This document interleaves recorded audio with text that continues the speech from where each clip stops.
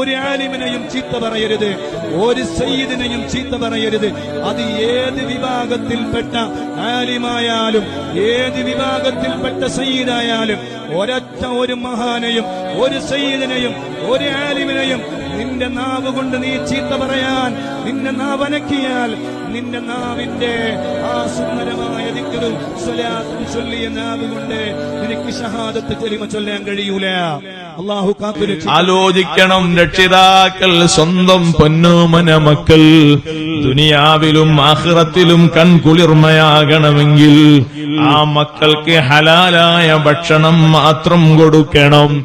ആ മക്കൾക്ക് ജന്മം നൽകുന്ന വാപ്പയും ഉമ്മയും സംശുദ്ധമായ ജീവിതം നയിക്കണം.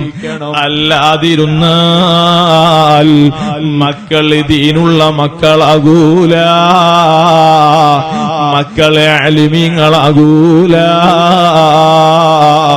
മക്കൾക്ക് ഹറാമായ ഭക്ഷണം കൊടുത്തുപോയാൽ അന്യരുടേത് അപഹരിച്ച് നമ്മുടെ വയറ്റിലേക്ക് എത്തിപ്പോയാൽ ആ മക്കൾ മുഖേന ദുനിയാവിലും ആഖിറത്തിലും രക്ഷപ്പെടാൻ കഴിയൂല. മാതാപിതാക്കൾ നല്ല മാതൃക ആവണം.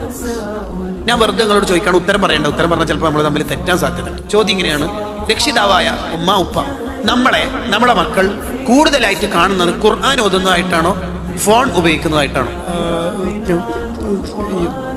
ഈ കാലത്ത് പിന്നെ അല്ലേ, ഓക്കെ, അത്രയേ ഉള്ളൂ.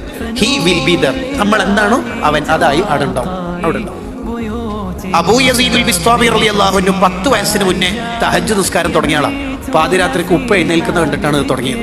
സഹീൽ ബിൻ അബ്ദുല്ലാഹി തുസ്തരി റളിയല്ലാഹു അൻഹു 10 വയസ്സിന് മുമ്പ് തഹജ്ജുദ് തുടങ്ങിയ ആളാണ്.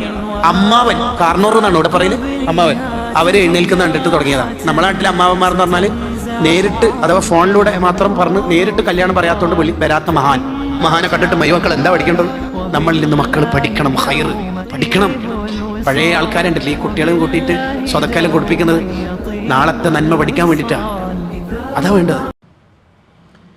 യാ ജിബ്രീൽ ഇഖ്ലി ഹാജത്ത അബ്ദി, ജിബ്രീലെ എൻ്റെ അടിമയുടെ ആവശ്യം വീട്ടിക്കൊടുക്കുക എന്ന് ജിബ്രീൽ അലൈഹി സ്വലാത്തു വസ്സലാമിനോട് അള്ളാഹു പറയാൻ കാരണമാകുന്ന ഒരു പ്രാർത്ഥന ബഹുമാനപ്പെട്ട ഇമാം സുയൂത്തി റളിയല്ലാഹു അൻഹു അദ്ദേഹത്തിൻ്റെ സിഹാമുൽ ഇസാബയിൽ ഉദ്ധരിക്കുന്നു. വളരെ അർത്ഥവത്തായ പ്രാർത്ഥന അല്ലെങ്കിൽ ഈ ദിക്റ് നിർവഹിക്കേണ്ടുന്ന സമയം നമ്മൾ വിരിപ്പിൽ കിടപ്പറയിൽ എഴുന്നേൽക്കുന്ന സമയത്തോ അങ്ങോട്ടും ഇങ്ങോട്ടൊക്കെ തിരിഞ്ഞു കിടക്കുന്ന സമയത്തോ അല്ലെങ്കിൽ ഉറങ്ങാൻ പോകുന്ന സമയത്തോ വിരിപ്പിന്മേൽ വെച്ചുകൊണ്ട് കിടപ്പറയിൽ വെച്ചുകൊണ്ട് നിർവഹിക്കാനാണ് ഹദീസിലുള്ള നിർദ്ദേശം. നമ്മളത് ചെയ്തു നോക്കുക. അള്ളാഹു സഹായിക്കുമാറാകട്ടെ.